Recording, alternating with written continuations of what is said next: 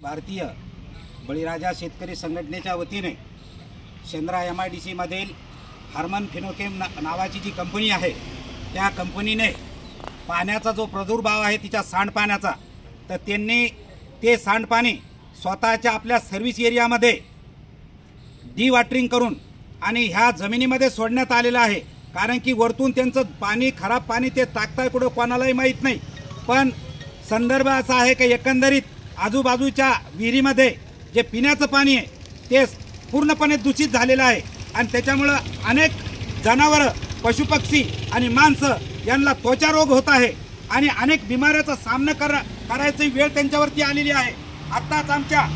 अध्यक्ष महोदयांनी सांगितल्याप्रमाणे स्थानिक पंचक्रोशीतील ग्रामपंचायत हे सिस्टम 1-2 पैसे